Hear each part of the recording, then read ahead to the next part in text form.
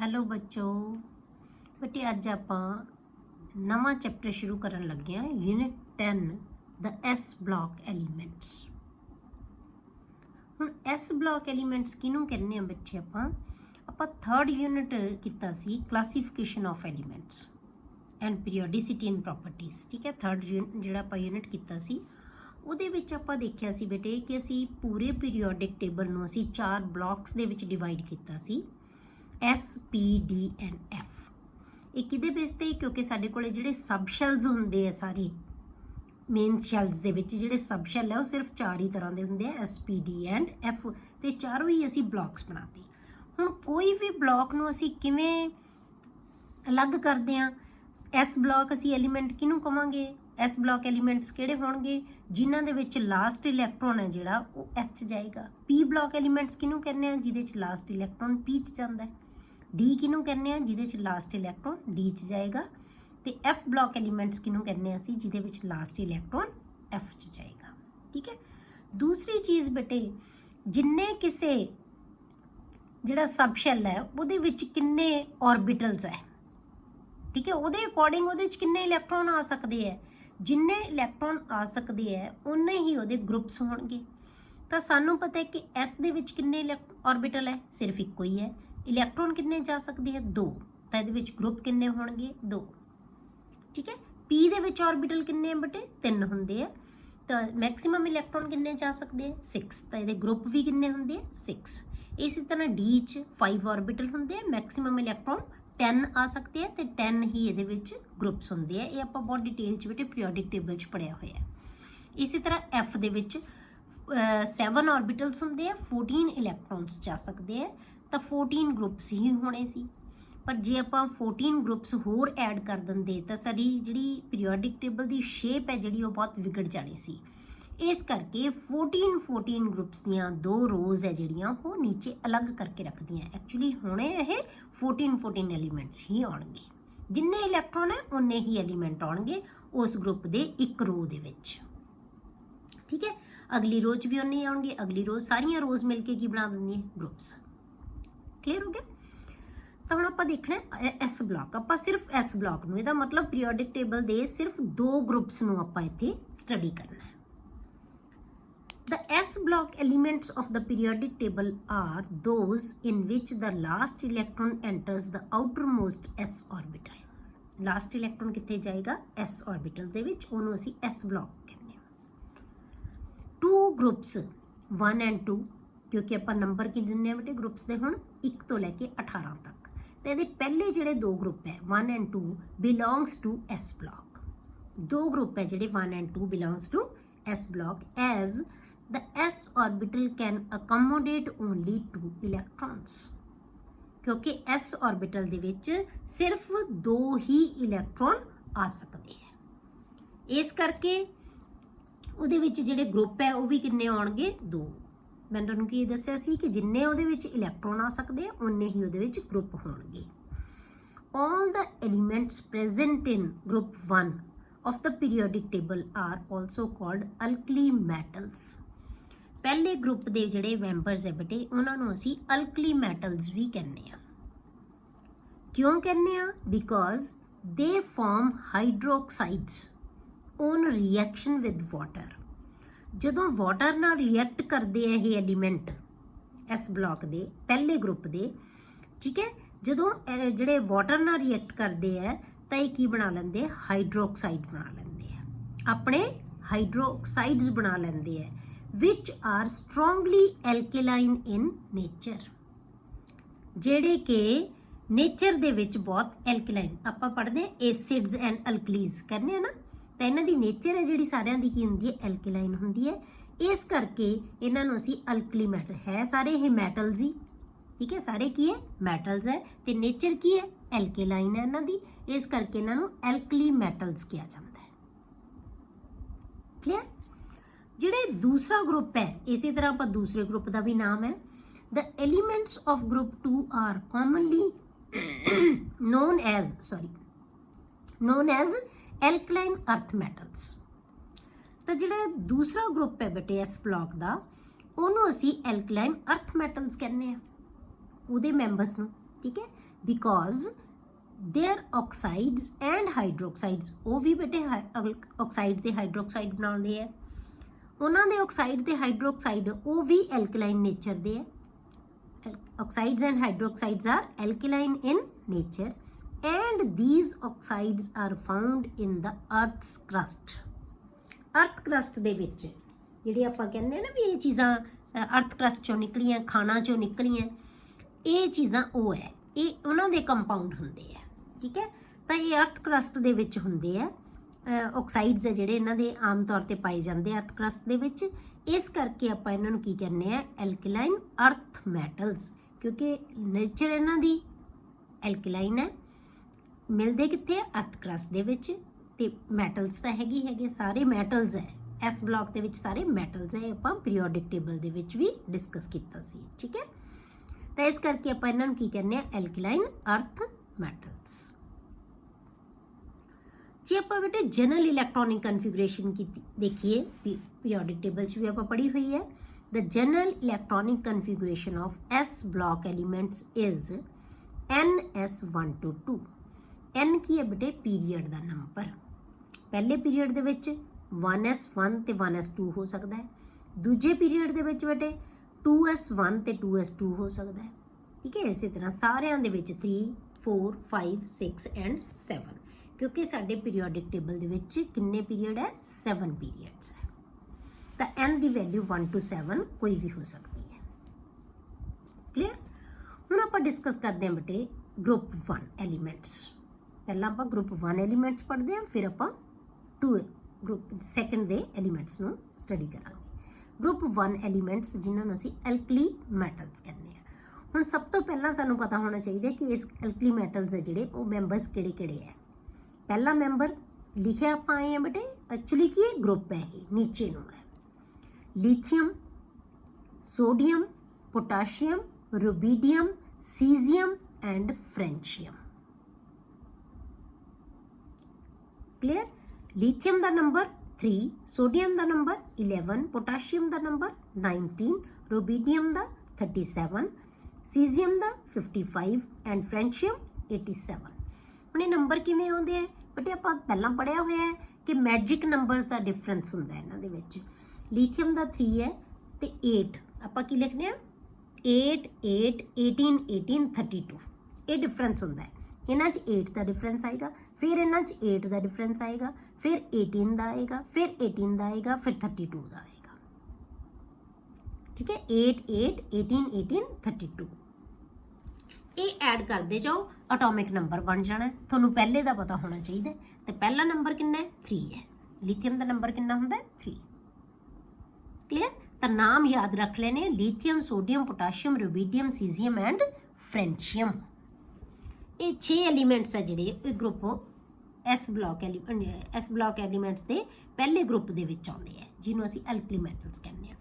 ਇਹਦੇ ਉੱਪਰ ਬੇਟੇ ਹਾਈਡਰੋਜਨ ਨੂੰ ਰੱਖਿਆ ਹੋਇਆ। ਹੁਣ ਆਪਾਂ ਪਿਛਲਾ ਚੈਪਟਰ ਹੀ ਹਾਈਡਰੋਜਨ ਪੜ੍ਹਿਆ, ਜਿੱਥੇ ਆਪਾਂ ਪੋਜੀਸ਼ਨ ਪੜ੍ਹੀ ਸੀ ਕਿ ਕਿਉਂ ਰੱਖਿਆ ਹੋਇਆ। ਐਲਕਲੀ ਮੈਟਲਸ ਦਾ ਮੈਂਬਰ ਨਹੀਂ ਹੈ ਇਹ, ਪਰ ਰੱਖਿਆ ਸੀ ਇੱਥੇ ਹੋਇਆ ਕਿਉਂਕਿ ਉਹਦੀ ਇਲੈਕਟ੍ਰੋਨਿਕ ਕਨਫਿਗਰੇਸ਼ਨ ਹੈ ਜਿਹੜੀ, ਕਿਉਂਕਿ ਟੇਬਲ ਨੂੰ ਅਸੀਂ ਇਲੈਕਟ੍ਰੋਨਿਕ ਕਨਫਿਗਰੇਸ਼ਨ ਦੇ ਅਕੋਰਡਿੰਗ ਹੀ ਬਣਾਇਆ ਹੋਇਆ, ਤਾਂ ਉਹਦੀ ਪੋਜੀਸ਼ਨ ਇਸ ਕਰਕੇ ਇਹਨਾਂ ਨਾਲ ਮਿਲਦੀ ਹੈ ਉਹਦੀ ਕਨਫਿਗਰੇਸ਼ਨ, ਇਸ ਕਰਕੇ ਉਹਦੇ ਉੱਪਰ ਰੱਖਿਆ ਹੋਇਆ ਹੈ। ਨੰਬਰ 1 ਹੈ ਉਹ, ਕਲੀਅਰ। ਹੁਣ ਆਪਾਂ ਇਹਨਾਂ ਦੀ ਇਲੈਕਟ੍ਰੋਨਿਕ ਕਨਫਿਗਰੇਸ਼ਨ ਡਿਸਕਸ ਕਰਦੇ ਹਾਂ। ਹੁਣ ਜੇ ਆਪਾਂ ਪਹਿਲੇ ਗਰੁੱਪ ਦੀ ਇਲੈਕਟ੍ਰੋਨਿਕ ਕਨਫਿਗਰੇਸ਼ਨ ਜਨਰਲ ਇਲੈਕਟ੍ਰੋਨਿਕ, ਇਹ ਆਪਾਂ ਜਨਰਲ ਇਲੈਕਟ੍ਰੋਨਿਕ ਕਨਫਿਗਰੇਸ਼ਨ ਇਸ ਬਲੌਕ ਦੀ ਕੀਤੀ ਸੀ। ਹੁਣ ਆਪਾਂ ਕਰਦੇ ਹਾਂ general electronic configuration of first group. General electronic configuration of group 1 ਕੀ ਹੈ, NS1। NS1 ਸਾਰਿਆਂ ਦੀ ਸੇਮ ਹੋਏਗੀ, NS1। N ਕੀ ਹੈ, ਨੰਬਰ ਹੈ ਪੀਰੀਅਡ ਦਾ, 1 ਵੀ ਹੋ ਸਕਦਾ ਹੈ, 2 ਵੀ, 3 ਵੀ, ਅਪ ਟੂ 7। N ਕੀ ਹੈ, ਵੈਲੈਂਸ ਸ਼ੈਲ। N ਕੀ ਹੈਗਾ, ਵੈਲੈਂਸ ਸ਼ੈਲ। ਕਿਹੜੇ ਪੀਰੀਅਡ ਦਾ ਵਿੱਚ ਜਿਹੜਾ ਲਾਸਟ ਇਲੈਕਟ੍ਰੋਨ ਜਾ ਰਿਹਾ ਹੈ, ਕਿਹੜੇ ਪੀਰੀਅਡ ਦੇ S ਆਰਬਿਟਲ ਦੇ ਵਿੱਚ। ਹੁਣ ਆਪਾਂ ਇਹਨਾਂ ਦੀ ਕਨਫਿਗਰੇਸ਼ਨ ਲਿਖਦੇ ਹਾਂ ਬੇਟੇ ਸਾਰਿਆਂ ਦੀ। ਪਹਿਲਾਂ ਆਪਾਂ ਲਿਖਦੇ ਹਾਂ ਐਲੀਮੈਂਟ, ਫਿਰ ਉਹਦਾ ਸਿੰਬਲ, ਫਿਰ ਉਹਦੀ ਇਲੈਕਟ੍ਰੋਨਿਕ ਕਨਫਿਗਰੇਸ਼ਨ। ਤਾਂ ਲਿਥੀਅਮ ਦਾ ਕੀ ਹੈ ਸਿੰਬਲ ਬੇਟੇ, Li। ਨੰਬਰ 3 ਹੈ, 1s2 and 2s1। ਨੰਬਰ ਹੈ ਜਿਹੜਾ ਇਲੈਕਟ੍ਰੋਨ ਹੈ ਜਿਹੜੇ ਉਨੇ ਹੀ ਹੋਣਗੇ, ਕਿਉਂਕਿ ਜਿੰਨਾ ਐਟੋਮਿਕ ਨੰਬਰ ਹੁੰਦਾ ਉਨੇ ਹੀ ਉਹਦੇ ਕੋਲ ਇਲੈਕਟ੍ਰੋਨ ਹੁੰਦੇ ਆ ਜੇ ਉਹ ਐਟਮ ਹੈ ਤਾਂ। ਕਲੀਅਰ ਹੋ ਗਿਆ ਕਿ ਜਿੰਨਾ ਉਹਦਾ ਐਟੋਮਿਕ ਨੰਬਰ ਹੈ ਉਨੇ ਹੀ ਇਲੈਕਟ੍ਰੋਨ ਹੈ, ਤਾਂ ਆਪਾਂ ਇਲੈਕਟ੍ਰੋਨ ਦਾ ਨੰਬਰ ਉਨਾ ਹੀ ਸਾਡੇ ਕੋਲੇ ਹੋਣਾ ਚਾਹੀਦਾ ਹੈ। ਹੁਣ ਇਹ ਕਨਫੀਗਰੇਸ਼ਨ ਲਿਖਣੀ ਬਹੁਤ ਆਸਾਨ ਹੋਏਗੀ ਬੇਟਾ ਤੁਹਾਡੇ ਲਈ, ਕਿਉਂਕਿ ਆਪਾਂ ਇਹਨੂੰ ਲਿਖਣ ਵਾਸਤੇ ਤਿੰਨੇ ਰੂਲਸ ਲੈ ਕੇ ਚੱਲਣੇ ਆ। ਤਿੰਨ ਰੂਲਸ ਆਪਾਂ ਪੜ੍ਹੇ ਸੀ, ਔਫਬਾਊ ਪ੍ਰਿੰਸੀਪਲ, ਪੌਲੀਜ਼ ਐਕਸਕਲੂਜਨ ਪ੍ਰਿੰਸੀਪਲ ਐਂਡ ਹੰਟਸ ਰੂਲ। ਇਹ ਤਿੰਨੇ ਰੂਲ ਲੈ ਕੇ ਆਪਾਂ ਪੜਾਂਗੇ ਕਿ ਇਨਕਰੀਜ਼ਿੰਗ ਆਰਡਰ ਦੇ ਵਿੱਚ ਬਣਾਉਣੇ ਆ, ਤੇ ਇੱਕ ਆਰਬਿਟਲ ਦੇ ਵਿੱਚ ਮੈਕਸਿਮਮ 2 ਹੀ ਇਲੈਕਟ੍ਰੋਨ ਆ ਸਕਦੇ ਆ। ਤਾਂ ਤੀਸਰਾ ਜਿਹੜਾ ਰੂਲ ਕਹਿੰਦਾ ਹੈ ਕਿ ਕਿਸੇ ਵੀ ਸੇਮ એનર્ਜੀ ਦੇ ਆਰਬਿਟਲਸ ਦੇ ਵਿੱਚ ਪੇਅਰਿੰਗ ਉਦੋਂ ਤੱਕ ਸਟਾਰਟ ਨਹੀਂ ਹੋਏਗੀ ਜਦ ਤੱਕ ਉਹਦੇ ਵਿੱਚ ਸਿੰਗਲੀ ਆਕੂਪਾਈਡ ਨਹੀਂ ਹੋਣਗੇ ਉਹ ਆਰਬਿਟਲ ਸਾਰੇ, ਜਦੋਂ ਤੱਕ ਉਹਨਾਂ 'ਚ ਇੱਕ ਇੱਕ ਇਲੈਕਟ੍ਰੋਨ ਨਹੀਂ ਜਾਏਗਾ। ਤਾਂ ਇਹਦੇ ਅਕੋਰਡਿੰਗ ਇਨਕਰੀਜ਼ਿੰਗ ਆਰਡਰ ਦੇ ਅਕੋਰਡਿੰਗ ਆਪਾਂ ਪੂਰੀ ਇੱਕ ਜਿਹੜੀ ਡਾਇਗਰਾਮ ਬਣਾਈ ਹੋਈ ਸੀ ਔਫਬਾਊ ਪ੍ਰਿੰਸੀਪਲ ਦੇ ਅਕੋਰਡਿੰਗ, ਉਹਦਾ ਸੀਕੁਐਂਸ ਹੈ ਜਿਹੜਾ ਉਹੀ ਰਹੇਗਾ। ਠੀਕ ਹੈ, ਆਪਾਂ ਲਿਥੀਅਮ ਦੇਖਦੇ ਹਾਂ 1s2 ਐਂਡ 2s1। ਅੱਗੇ ਆ ਗਿਆ ਸੋਡੀਅਮ, 11 ਨੰਬਰ ਹੈ, 11 ਇਲੈਕਟ੍ਰੋਨ ਫਿਲ ਕਰਾਂਗੇ, 1s2 2s2 2p6 and 3s1। ਠੀਕ ਹੈ, ਉਸ ਤੋਂ ਬਾਅਦ ਆ ਗਿਆ ਪੋਟਾਸ਼ੀਅਮ, 1s2 2s2 2p6। ਹੁਣ ਸਾਰੇ ਸਬ ਸ਼ੈਲ ਨੂੰ ਅਸੀਂ ਸੀਕੁਐਂਸ ਦੇ ਵਿੱਚ ਫਿਲ ਕਰਦੇ ਜਾਵਾਂਗੇ। ਠੀਕ ਹੈ, ਉਸ ਤੋਂ ਬਾਅਦ 3s2 3p6 ਐਂਡ 4s1। ਤੁਸੀਂ ਦੇਖੋ ਹਰੇਕ ਦੇ ਵਿੱਚ 2s1 ਆ ਗਿਆ, ਫਿਰ 3s1 ਆ ਗਿਆ, ਫਿਰ 4s ਆ ਗਿਆ, ਫਿਰ 5s, ਫਿਰ 6s, ਫਿਰ 7s। ਸਭ ਦੇ ਵਿੱਚ ਲਾਸਟ ਇਲੈਕਟ੍ਰੋਨ ਇੱਕੋ ਹੀ ਹੋਏਗਾ, ਇਸੇ ਕਰਕੇ ਇਹ ਗਰੁੱਪ 1 ਦਾ ਮੈਂਬਰ ਹੈ। ਹੁਣ ਆਪਾਂ ਪੋਟਾਸ਼ੀਅਮ ਦੀ ਕਨਫੀਗਰੇਸ਼ਨ ਦੇਖੀਏ, 1s2 2s2 2p6 3s2 3p6 and 4s1। Rubidium ਦੀ ਦੇਖੀਏ ਬੇਟੇ, 1s2 2s2 2p6 3s2 3p6 3d10। Actual ਚ ਕੀ ਹੁੰਦਾ ਹੈ, 4s2 ਫਿਲ ਪਹਿਲਾਂ ਹੁੰਦਾ ਹੈ, ਫਿਰ 3d10 ਹੁੰਦਾ ਹੈ। ਪਰ ਆਪਾਂ ਜਦੋਂ ਕਿਉਂਕਿ ਅੱਗੇ ਵੀ ਮੈਂਬਰਸ ਹੈਗੇ ਤਾਂ ਆਪਾਂ ਲਿਖਦੇ ਕਿਵੇਂ ਆ, 3d10 4s2 4p6 and 5s1। Clear. ਫਿਰ ਆ ਗਿਆ ਬੇਟੇ ਸੀਜ਼ੀਅਮ, 55 ਨੰਬਰ। ਤਾਂ ਕੀ ਆਏਗਾ ਇਹਦੇ 'ਚ ਅਸੀਂ 4 ਦੇ ਵੀ ਸਾਰੇ ਸਬ ਸ਼ੈਲ ਕੰਪਲੀਟ ਕਰ ਦਾਂਗੇ, 1s2 2s2 2p6 3s2 3p6 3d10। ਠੀਕ ਹੈ, 3d10, ਫਿਰ 4s2 4p6 ਐਂਡ 4d10, ਕਿਉਂਕਿ ਇੱਥੋਂ ਤੱਕ ਤਾਂ ਸੇਮ ਹੀ ਰਹਿਣੀ ਹੈ। ਹੁਣ 4th ਸ਼ੁਰੂ ਹੋ ਗਿਆ ਸੀ, 4th ਦਾ ਵੀ d ਆ ਜਾਏਗਾ। ਠੀਕ ਹੈ, 4d10, 5s2 6p6 ਨਾ 5p6 and 6s1 6s1। ਹੁਣ ਆ ਜਾਏਗਾ ਬੇਟੇ ਫ੍ਰੈਂਚੀਅਮ, 87 ਨੰਬਰ। ਤਾਂ ਇਹ ਸੇਮ ਰਹੇਗੀ, 3d10 ਤੱਕ ਆ ਗਿਆ, ਫਿਰ 4d10 ਤੱਕ ਆ ਗਿਆ, ਪਰ 4d ਤੋਂ ਬਾਅਦ 4f ਵੀ ਸਟਾਰਟ ਹੋ ਜਾਂਦਾ ਹੈ ਬੇਟੇ। f ਦੇ ਵਿੱਚ ਮਤਲਬ ਪਹਿਲੇ ਸ਼ੈਲ 'ਚ ਇੱਕੋ ਹੀ ਸਬ ਸ਼ੈਲ ਹੁੰਦਾ ਹੈ, ਦੂਸਰੇ 'ਚ 2 ਹੁੰਦੇ ਆ, ਤੀਸਰੇ 'ਚ ਕਿੰਨੇ ਹੁੰਦੇ ਬੇਟੇ 3 ਹੁੰਦੇ ਆ, s p and d। 4th ਦੇ ਵਿੱਚ 4 ਹੁੰਦੇ ਆ, s p d and f। ਪਰ ਇੱਥੇ f ਸਟਾਰਟ ਨਹੀਂ ਹੁੰਦਾ, f ਕਿੱਥੇ ਜਾ ਕੇ ਸਟਾਰਟ ਹੁੰਦਾ ਹੈ, ਜਦੋਂ ਆਪਾਂ s ਦੇ ਵਿੱਚ 6s ਤੋਂ ਬਾਅਦ ਮਤਲਬ n-2 ਹੁੰਦਾ ਹੈ 4th ਦੇ ਵਿੱਚ, ਮਤਲਬ ਪੀਰੀਅਡ 6th ਹੋਏਗਾ, 6th ਪੀਰੀਅਡ ਦੇ ਵਿੱਚ ਜਾ ਕੇ 4f ਸਟਾਰਟ ਹੁੰਦਾ ਹੈ। ਠੀਕ ਹੈ, 4f ਸਟਾਰਟ ਹੁੰਦਾ ਹੈ 6th ਪੀਰੀਅਡ ਦੇ ਵਿੱਚ। ਮਤਲਬ ਜਦੋਂ ਅਸੀਂ ਇਹਦੇ ਵਿੱਚ ਜਿਹੜਾ ਇਹ ਤਾਂ ਕਿਉਂਕਿ ਪਹਿਲਾ ਮੈਂਬਰ ਹੈ ਨਾ, ਸੀਜ਼ੀਅਮ ਹੈ ਜਿਹੜਾ ਇਹ ਪਹਿਲਾ ਮੈਂਬਰ ਹੈ, ਸਾਰੇ ਪੀਰੀਓਡਿਕ ਟੇਬਲ ਦੇ ਵਿੱਚ ਜਦੋਂ ਅਸੀਂ ਅੱਗੇ ਜਾਵਾਂਗੇ 6s2 ਭਰਨ ਤੋਂ ਬਾਅਦ ਫਿਰ 4f ਫਿਲ ਕਰਨਾ ਸ਼ੁਰੂ ਕਰ ਦਾਂਗੇ। ਠੀਕ ਹੈ, ਜਦੋਂ ਅੱਗੇ ਕਨਫੀਗਰੇਸ਼ਨ ਲਿਖਦੇ ਜਾਵਾਂਗੇ ਇਸ ਪੀਰੀਅਡ ਦੇ ਵਿੱਚ, ਇਸ ਪੀਰੀਅਡ ਕਿਉਂਕਿ ਇਹ ਤਾਂ ਪੀਰੀਅਡ ਦਾ ਪਹਿਲਾ ਮੈਂਬਰ ਹੈ ਬੇਟੇ, ਇੱਥੋਂ ਸਟਾਰਟ ਹੋ ਜਾਏਗਾ। ਪਰ ਜਦੋਂ ਆਪਾਂ ਫਿਲ ਕਰਦੇ ਜਾਵਾਂਗੇ ਤਾਂ ਕੀ ਹੈ, ਜਦੋਂ ਆਪਾਂ 7th ਪੀਰੀਅਡ ਤੇ ਜਾਣਾ ਹੈ ਉਦੋਂ ਤੱਕ ਤਾਂ ਅਸੀਂ ਆ ਭਰ ਚੁੱਕੇ ਹੋਵਾਂਗੇ ਨਾ, ਕਿਉਂਕਿ ਫਿਰ ਪਹਿਲਾ ਮੈਂਬਰ ਆ ਗਿਆ। ਫਿਰ ਪਹਿਲੇ ਮੈਂਬਰ ਦੇ ਵਿੱਚ ਅਸੀਂ ਕੀ ਸ਼ੁਰੂ ਕਰ ਦਾਂਗੇ, 7s ਆ ਜਾਏਗਾ। ਕਲੀਅਰ ਹੋ ਗਿਆ। ਇੱਥੋਂ ਆਪਾਂ ਸਾਰੇ ਮੈਂਬਰ ਦੇ ਵਿੱਚ ਇਹ ਫਿਲ ਕਰਦੇ ਜਾਣਾ, ਸਾਰੀ ਦੀ ਸਾਰੀ ਕਨਫੀਗਰੇਸ਼ਨ ਲਿਖਣੀ ਹੈ। ਹਲੇ ਤਾਂ ਸਿਰਫ ਪਹਿਲਾ ਮੈਂਬਰ ਲੈ ਰਹੇ ਹਾਂ ਆਪਾਂ, ਪੂਰੇ ਪੀਰੀਓਡਿਕ ਟੇਬਲ। ਪਹਿਲਾਂ s ਦੇ ਵੀ 2 ਹੈ, ਫਿਰ d ਦੇ 10 ਆਉਣਗੇ, ਫਿਰ p ਦੇ 6 ਹੈ। ਸਾਰੇ ਆਰਬਿਟਲਸ ਫਿਲ ਕਰਨ ਤੋਂ ਬਾਅਦ ਜਦੋਂ ਆਪਾਂ ਇਸ ਤੇ 7th ਪੀਰੀਅਡ ਤੇ ਪਹੁੰਚਾਂਗੇ ਨਾ, ਤਾਂ ਉਦੋਂ ਨੂੰ ਤਾਂ ਸਾਰੇ ਫਿਲ ਹੋ ਚੁੱਕੇ ਹੋਣਗੇ। ठीक है। तो की है इसे करके असी फिर लिखण नाल ही दिंदे आ, एक्चुअल पोजीशन नहीं इत्थे आउणी इहदी, ये 6s2 तो बाद आएगा,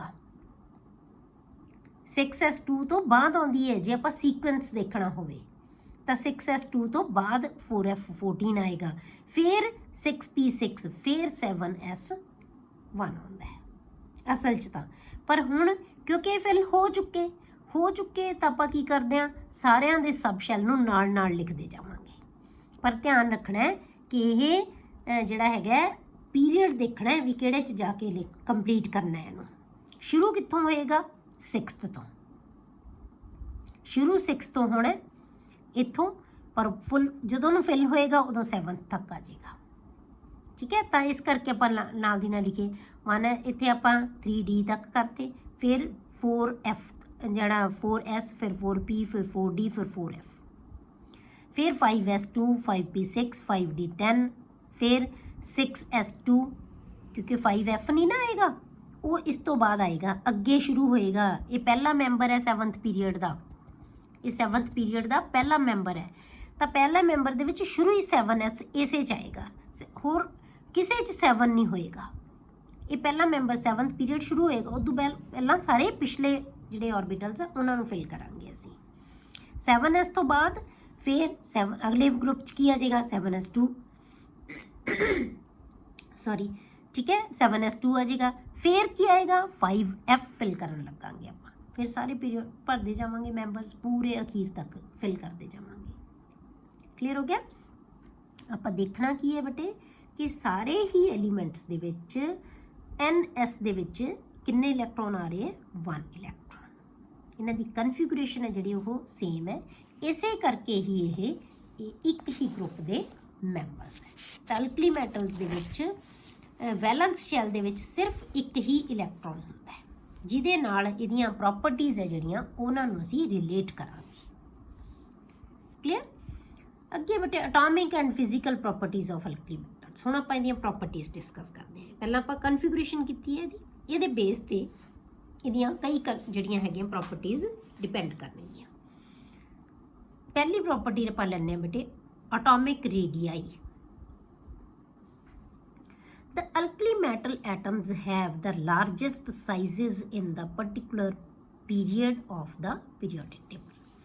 Periodic table ਦੇ ਵਿੱਚ बेटे alkali metals है ना ਜਿਹੜੇ ਆਪਦੇ particular period ਦੇ ਵਿੱਚ ਸਭ ਤੋਂ ਵੱਡਾ ਸਾਈਜ਼ ਹੁੰਦਾ ਹੈ। मतलब हरेक पीरियड ਦਾ alkali metal है ਜਿਹੜਾ ਉਹ ਪਹਿਲਾ ਮੈਂਬਰ ਹੈ, ठीक है। alkali metal है ਜਿਹੜੇ हरेक पीरियड ਦਾ 7 ਲਾਈਨਾਂ ਹੈ ਨਾ ਉਹਨਾਂ ਨੂੰ ਅਸੀਂ ਪੀਰੀਅਡਸ ਕਹਿੰਦੇ ਆ, ਉਸ ਪੀਰੀਅਡ ਦਾ ਪਹਿਲਾ ਮੈਂਬਰ ਹੈ ਜਿਹੜਾ ਉਹ ਕੀ ਹੈ, alkali metal ਹੈ।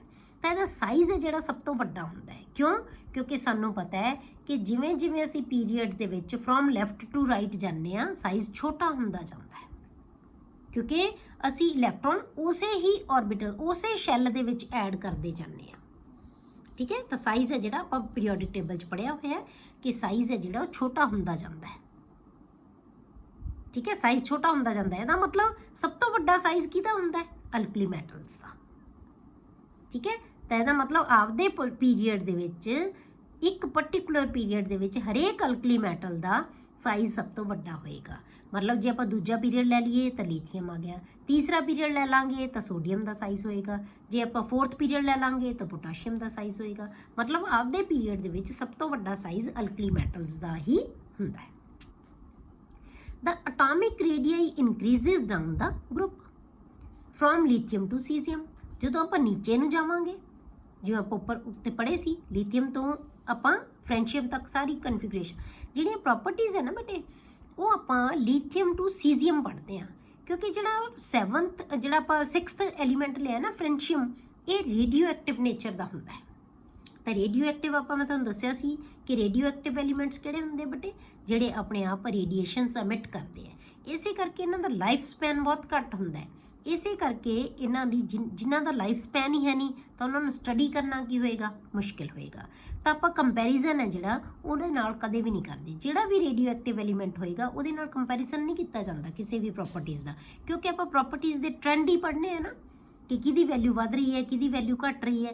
तो आप रेडियो एक्टिव एलीमेंट नूं इहदे विच नहीं काउंट करते। तो जो भी प्रॉपर्टीज़ लवांगे आप पहले ग्रुप दियां वो लिथियम टू सीजियम लवांगे, फ्रेंशियम है जिहड़ा उहनूं काउंट नहीं करांगे। क्लियर। ਤਾਂ ਐਟੋਮਿਕ ਰੇਡੀਆਈ ਹੈ ਨਾ ਬੇਟੇ ਜਿਹੜੇ ਉਹ ਲੀਥੀਅਮ ਟੂ ਸੀਜ਼ੀਅਮ ਜਾਂਦੇ ਆਪਾਂ ਨੀਚੇ ਨੂੰ ਡਾਊਨਵਰਡ ਜਾਂਦੇ ਆ ਗਰੁੱਪ ਦੇ ਵਿੱਚ, ਪਹਿਲੇ ਗਰੁੱਪ ਦੇ ਵਿੱਚ, ਤਾਂ ਸਾਈਜ਼ ਵੱਧਦਾ ਜਾਂਦਾ ਹੈ। ਕਿਉਂ ਵੱਧਦਾ ਜਾਂਦਾ ਹੈ ਬੇਟੇ? ਕਿਉਂਕਿ ਜਿਹੜਾ ਆਊਟਰ ਮੋਸਟ ਇਲੈਕਟ੍ਰੋਨ ਹੈ ਤੇ ਨਿਊਕਲੀਅਸ ਹੈ ਉਹਦੇ ਵਿਚਕਾਰ ਡਿਸਟੈਂਸ ਵਧੀ ਜਾਂਦਾ ਹੈ, ਕਿਉਂਕਿ we are adding new shell, ਹਰੇਕ ਵਾਰੀ ਅਸੀਂ ਇੱਕ ਨਵਾਂ ਸ਼ੈਲ ਐਡ ਕਰਦੇ ਰਹਿੰਦੇ ਹਾਂ।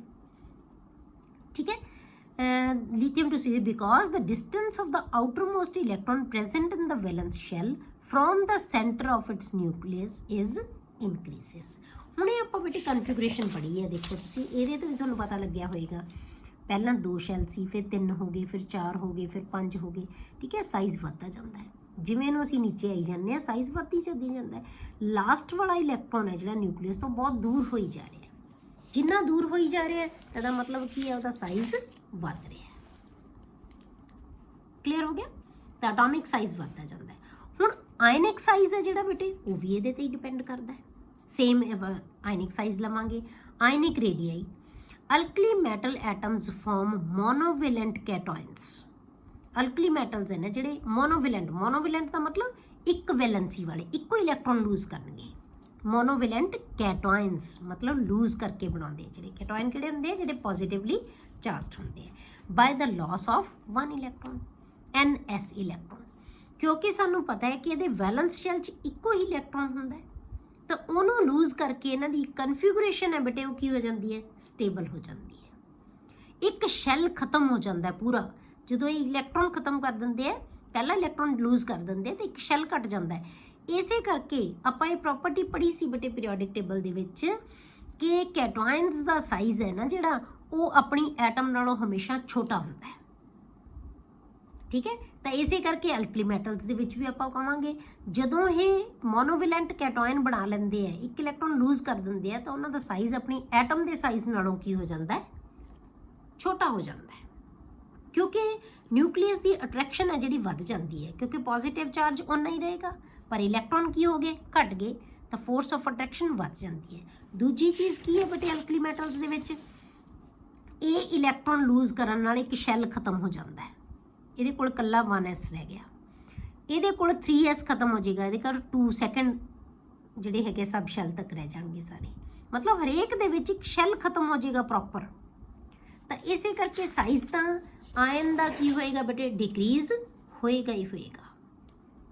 ਤਾਂ ਇਸੇ ਕਰਕੇ ਸਾਰੇ ਅਲਕਲੀ ਮੈਟਲਸ ਦੇ ਮੋਨੋਵੈਲੈਂਟ ਕੈਟਾਇਨਸ ਜਿਹੜੇ ਬਣਨਗੇ ਉਹਨਾਂ ਦਾ ਸਾਈਜ਼ ਹਮੇਸ਼ਾ ਕੀ ਆਪਣੀ ਐਟਮ ਨਾਲੋਂ ਛੋਟਾ ਹੋਏਗਾ। ਤਾਂ ਮੋਨੋਵੈਲੈਂਟ ਕੈਟਾਇਨ ਕਿਵੇਂ ਬਣੇਗਾ? M gives M positive plus 1 electron, ਮਤਲਬ ਇੱਕ ਇਲੈਕਟ੍ਰੋਨ ਲੂਜ਼ ਕਰਿਆ ਇਹਨੇ, ਇਸੇ ਕਰਕੇ ਅਸੀਂ ਇਹਨੂੰ ਮੋਨੋਵੈਲੈਂਟ ਕੈਟਾਇਨ ਕਹਿੰਦੇ ਹਾਂ। ਇੱਕ ਵੈਲੈਂਸੀ ਵਾਲਾ cation. Mono means 1, valent mean valency.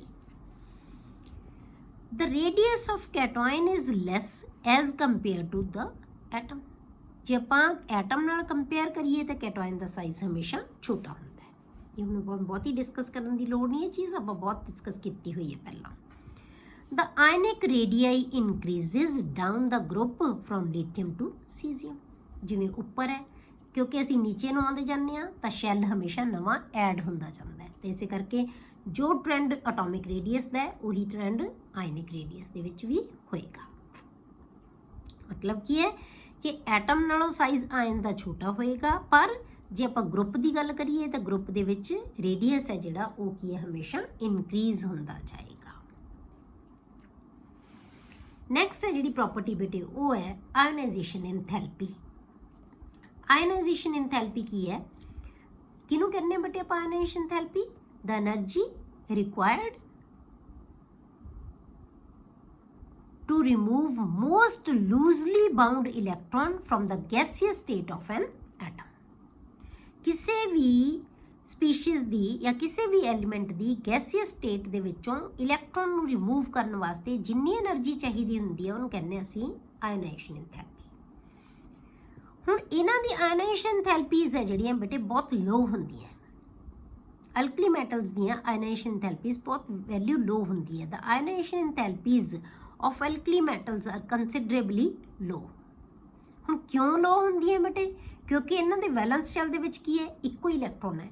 ਇੱਕ ਇਲੈਕਟ੍ਰੋਨ ਲੂਜ਼ ਕਰਨ ਤੋਂ ਬਾਅਦ ਇਹਨਾਂ ਦੀ ਕਨਫੀਗਰੇਸ਼ਨ ਕੀ ਹੋ ਜਾਂਦੀ ਹੈ ਬੇਟੇ? ਨੋਬਲ ਗੈਸ ਵਰਗੀ ਕਨਫੀਗਰੇਸ਼ਨ, ਸਟੇਬਲ ਕਨਫੀਗਰੇਸ਼ਨ। ਇਸੇ ਕਰਕੇ ਇਹਨਾਂ ਦੀਆਂ ਆਇਨਾਈਜੇਸ਼ਨ ਥੈਰੇਪੀਜ਼ ਦੀ ਵੈਲਿਊ ਹਮੇਸ਼ਾ ਕੀ ਹੁੰਦੀ ਹੈ, ਘੱਟ ਹੁੰਦੀ ਹੈ। ਬਹੁਤ ਆਸਾਨੀ ਨਾਲ ਇਲੈਕਟ੍ਰੋਨ ਛੱਡ ਸਕਦੀਆਂ ਇਹ। And these further decrease down the group from lithium to caesium. ਜੇ ਆਪਾਂ ਗਰੁੱਪ ਦੇ ਵਿੱਚ ਜਾਂਦੇ ਹਾਂ ਤਾਂ ਇਲੈਕਟ੍ਰੋਨ ਨੂੰ ਲੂਜ਼ ਕਰਨ ਦੀ ਟੈਂਡੈਂਸੀ ਹੋਰ ਵੀ ਜ਼ਿਆਦਾ ਵਧੀ ਜਾਂਦੀ ਹੈ। ਮਤਲਬ ਕਿ ਐਲਕਲੀ ਮੈਟਲਸ ਬਹੁਤ ਆਸਾਨੀ ਨਾਲ ਇਲੈਕਟ੍ਰੋਨ ਲੂਜ਼ ਕਰ ਸਕਦੀਆਂ। ਆਇਨਾਈਜੇਸ਼ਨ ਥੈਰੇਪੀ ਦੀ ਵੈਲਿਊ ਬਹੁਤ ਘੱਟ ਹੁੰਦੀ ਹੈ, ਪਰ ਜਿਵੇਂ ਜਿਵੇਂ ਉਹ ਡਾਊਨਸ ਵੱਲ ਜੇ ਹੋਰ ਵੀ ਘਟਦੀ ਜਾਂਦੀ ਹੈ। ਠੀਕ ਹੈ, ਹੋਰ ਵੀ ਉਹਦੀ ਵੈਲਿਊ ਘਟੀ ਜਾਏਗੀ। ਕਿਉਂ? ਕਿਉਂਕਿ ਇਲੈਕਟ੍ਰੋਨ ਹੈ ਜਿਹੜਾ ਉਹ ਨਿਊਕਲੀਅਸ ਤੋਂ ਹੋਰ ਵੀ ਦੂਰ ਹੁੰਦਾ ਜਾਏਗਾ, ਤਾਂ ਉਹ 'ਚੋਂ ਉਹਨੂੰ ਇਲੈਕਟ੍ਰੋਨ ਨੂੰ ਰਿਮੂਵ ਕਰਨਾ ਈਜ਼ੀ ਹੁੰਦਾ ਜਾਏਗਾ। ਠੀਕ ਹੈ, because of decrease in the force of attraction with the nucleus due to increased atomic radii. ਕਿਉਂਕਿ ਅਟੋਮਿਕ ਰੇਡੀਅਸ ਵੱਧ ਰਿਹਾ, ਰੇਡੀਅਸ ਵਧਣ ਨਾਲ ਇਲੈਕਟ੍ਰੋਨ ਹੈ ਜਿਹੜਾ ਨਿਊਕਲੀਅਸ ਤੋਂ ਦੂਰ ਹੋ ਗਿਆ ਤਾਂ ਉਹਦੀ ਅਟਰੈਕਸ਼ਨ ਘਟ ਗਈ, ਤਾਂ ਉਹਨੂੰ ਰਿਮੂਵ ਕਰਨਾ ਈਜ਼ੀ ਹੋ ਜਾਏਗਾ। And magnitude of screening effect, screening effect ਹੈ ਜਿਹੜਾ ਇਹ ਵਧੀ ਜਾਂਦਾ ਹੈ। ਮਤਲਬ ਨਿਊਕਲੀਅਸ ਤੇ ਵੈਲੈਂਸ ਇਲੈਕਟ੍ਰੋਨ ਦੇ ਵਿਚਕਾਰ ਜਿਹੜੇ ਅੰਦਰ ਵਾਲੇ ਜਿਹੜੇ ਆਰਬਿਟਲਸ ਹੈ ਨਾ, ਉਹ ਦੀਵਾਰ ਬਣ ਜਾਂਦੇ ਆ, ਸਕਰੀਨ ਕਰ ਲੈਂਦੇ ਆ ਉਹਨੂੰ, ਵਿਚਾਲੇ ਆ ਜਾਂਦੇ ਆ ਉਹਨਾਂ ਦੇ। ਇਸ ਕਰਕੇ ਨਿਊਕਲੀਅਸ ਹੈ ਇਲੈਕਟ੍ਰੋਨ ਨੂੰ ਪ੍ਰੋਪਰਲੀ ਖਿੱਚ ਨਹੀਂ ਪਾਉਂਦਾ, ਅਟਰੈਕਟ ਨਹੀਂ ਕਰ ਪਾਉਂਦਾ ਆਪਣੇ ਵੱਲ। ਉਹਨੂੰ ਅਸੀਂ ਕਹਿੰਦੇ ਸਕਰੀਨਿੰਗ ਇਫੈਕਟ। ਮਤਲਬ ਜਿੰਨੇ ਜ਼ਿਆਦਾ ਬੇਟੇ ਆਰਬਿਟਲਸ ਵਿੱਚ ਆਉਂਦੇ ਜਾਣਗੇ ਉਨੀਆਂ ਦੀਵਾਰਾਂ ਵੱਧਦੀਆਂ ਜਾਣਗੀਆਂ, ਉਹ ਸਕਰੀਨਿੰਗ ਇਫੈਕਟ ਵੱਧਦਾ ਜਾਏਗਾ। ਕਲੀਅਰ? ਤਾਂ ਉਹ ਸਕਰੀਨ ਬਹੁਤ ਹੈ, ਇਹਦੀ ਸਕਰੀਨਿੰਗ ਇਫੈਕਟ ਕਰਕੇ ਨਿਊਕਲੀਅਸ ਦੇ ਉੱਤੇ, ਨਿਊਕਲੀਅਸ ਦਾ ਹੋਲਡ ਹੈ ਜਿਹੜਾ ਇਲੈਕਟ੍ਰੋਨ ਦੇ ਉੱਤੇ, ਉਹ ਘਟ ਜਾਂਦਾ ਹੈ। ਇਸ ਕਰਕੇ ਉਹਨੂੰ ਰਿਮੂਵ ਕਰਨਾ ਈਜ਼ੀ ਹੈ, ਤੇ ਆਇਨਾਈਜੇਸ਼ਨ ਥੈਰੇਪੀ ਦੀ ਵੈਲਿਊ ਕੀ ਹੋ ਜਾਏਗੀ, ਘਟ ਜਾਏਗੀ। ਠੀਕ ਹੈ, ਪਰ ਇੱਕ ਚੀਜ਼ ਯਾਦ ਰੱਖਣੀ ਹੈ, ਇਹ ਆਪਾਂ ਪਹਿਲਾਂ ਵੀ ਡਿਸਕਸ ਕੀਤੀ ਸੀ। ਦਾ ਸੈਕੰਡ ਆਇਨਾਈਜੇਸ਼ਨ ਥੈਰੇਪੀ ਵੈਲਿਊ ਹੈ ਨਾ ਜਿਹੜੀ ਆਪਾਂ ਡੈਲਟਾ IH2 ਕਹਿੰਦੇ ਆ, ਮਤਲਬ ਦੂਜੀ ਆਇਨਾਈਜੇਸ਼ਨ ਥੈਰੇਪੀ ਦੀ ਵੈਲਿਊ ਹੈ ਜਿਹੜੀ ਐਲਕਲੀ ਮੈਟਲਸ ਦੀ, ਉਹ ਬਹੁਤ ਜ਼ਿਆਦਾ ਹੁੰਦੀ ਹੈ ਬੇਟੇ, as compare to delta H1 values. ਜੇ ਆਪਾਂ ਦੂਜਾ ਇਲੈਕਟ੍ਰੋਨ ਕੱਢਣਾ ਚਾਹੁੰਦੇ ਹਾਂ ਅਲਕਲੀ ਮੈਟਲਸ ਦੇ ਵਿੱਚੋਂ, ਤਾਂ ਉਹਦੇ ਵਾਸਤੇ ਸਾਨੂੰ ਬਹੁਤ ਜ਼ਿਆਦਾ ਆਇਨਾਈਜੇਸ਼ਨ ਥੈਰੇਪੀ ਚਾਹੀਦੀ ਹੈ, ਕਿਉਂਕਿ ਇਹਨਾਂ ਵਾਸਤੇ ਆਪਾਂ ਕਿਹਾ ਕਿ ਇੱਕ ਇਲੈਕਟ੍ਰੋਨ ਰਿਮੂਵ ਕਰਨ ਲਈ ਬਹੁਤ ਘੱਟ ਆਇਨਾਈਜੇਸ਼ਨ ਥੈਰੇਪੀ ਚਾਹੀਦੀ ਹੈ। ਪਰ ਜੇ ਅਸੀਂ ਦੂਸਰਾ ਇਲੈਕਟ੍ਰੋਨ ਵੀ ਰਿਮੂਵ ਕਰਨਾ ਹੈ ਤਾਂ ਉਹਦੇ ਲਈ ਸਾਨੂੰ ਬਹੁਤ ਜ਼ਿਆਦਾ એનર્ਜੀ ਚਾਹੀਦੀ ਹੈ, because of symmetric configuration of M positive ion. ਇੱਕ ਪੋਜ਼ਿਟਿਵ ਆਇਨ ਬਣਨ ਤੋਂ ਬਾਅਦ ਉਹਦੀ ਕਨਫਿਗੂਰੇਸ਼ਨ ਹੈ ਜਿਹੜੀ, ਉਹ ਕੀ ਹੋ ਜਾਂਦੀ ਹੈ ਬੇਟੇ, ਸਟੇਬਲ ਕਨਫਿਗੂਰੇਸ਼ਨ ਹੋ ਜਾਂਦੀ ਹੈ, ਉਹਦੀ ਨੋਬਲ ਗੈਸ ਵਰਗੀ ਕਨਫਿਗੂਰੇਸ਼ਨ ਹੋ ਜਾਂਦੀ ਹੈ। ਆ ਸਾਰਿਆਂ ਦੇ ਵਿੱਚੋਂ ਦੇਖੋ ਤੁਸੀਂ, ਜਦੋਂ ਅਸੀਂ ਇਲੈਕਟ੍ਰੋਨ ਛੱਡ ਦਈਏ, ਆ ਕੱਢ ਦਈਏ ਤਾਂ ਕੀ ਆ ਗਿਆ, ਹੀਲੀਅਮ ਵਰਗੀ ਬਣ ਗਈ। ਇਹ ਅਸੀਂ ਕੱਢ ਦਈਏ ਤਾਂ 18 ਰਹਿ ਗਏ, 10 ਰਹਿ ਗਏ, ਇਹ ਨਿਓਨ ਵਰਗੀ ਬਣ ਗਈ ਕਨਫਿਗੂਰੇਸ਼ਨ। ਠੀਕ ਹੈ, ਇਹ 'ਚੋਂ 4s 'ਚੋਂ ਇਲੈਕਟ੍ਰੋਨ ਰਿਮੂਵ ਕਰ ਦਾਂਗੇ ਤਾਂ ਇਹ ਆਰਗਨ ਵਰਗੀ ਕਨਫਿਗੂਰੇਸ਼ਨ ਰਹਿ ਗਈ, ਸਟੇਬਲ ਕਨਫਿਗੂਰੇਸ਼ਨ। ਤਾਂ ਸਟੇਬਲ ਕਨਫਿਗੂਰੇਸ਼ਨ ਤੋਂ ਇਲੈਕਟ੍ਰੋਨ ਦਾ ਰਿਮੂਵਲ ਕੀ ਹੋਏਗਾ, ਮੁਸ਼ਕਿਲ ਹੋਏਗਾ। ਕਲੀਅਰ ਹੋ ਗਿਆ? ਇਸੇ ਕਰਕੇ ਸੈਕੰਡ ਇਲੈਕਟ੍ਰੋਨ ਨਹੀਂ ਅਸੀਂ ਕਦੇ ਵੀ, ਇਸ ਕਰਕੇ ਕੋਈ ਵੀ ਅਲਕਲੀ ਮੈਟਲ ਜਿਹੜੇ ਹੈਗੇ ਇੱਕ ਤੋਂ ਵੱਧ ਇਲੈਕਟ੍ਰੋਨ ਕਦੇ ਵੀ ਲੂਜ਼ ਨਹੀਂ ਕਰ ਸਕਦੀ। ਹਮੇਸ਼ਾ ਵੈਲੈਂਸੀ ਇਹਦੀ 1 ਹੁੰਦੀ ਹੈ, ਆਕਸੀਡੇਸ਼ਨ ਸਟੇਟ 1 ਹੁੰਦੀ ਹੈ, ਕਦੇ ਵੀ ਇਹ ਦੂਸਰਾ ਇਲੈਕਟ੍ਰੋਨ ਰਿਮੂਵ ਨਹੀਂ ਕਰਦੀ। ਮੋਨੋਵੈਲੈਂਟ ਹੁੰਦੀ ਹੈ ਹਮੇਸ਼ਾ, ਅਲਕਲੀ ਮੈਟਲਸ ਆਰ ਮੋਨੋਵੈਲੈਂਟ ਇਨ ਨੇਚਰ। ਕਲੀਅਰ? ਅਗਲੀ ਪ੍ਰੋਪਰਟੀ ਹੈ ਬੇਟੇ ਇਲੈਕਟ੍ਰੋਨੈਗੇਟਿਵਿਟੀ। ਇਲੈਕਟ੍ਰੋਨੈਗੇਟਿਵਿਟੀ ਹੈ ਜਿਹੜੀ ਇਹਨਾਂ ਦੀ ਬਹੁਤ ਘੱਟ ਹੁੰਦੀ ਹੈ। ਇਲੈਕਟ੍ਰੋਨੈਗੇਟਿਵਿਟੀ ਕੀ ਹੁੰਦੀ ਹੈ ਬੇਟੇ, tendency to attract the shared pair of electron.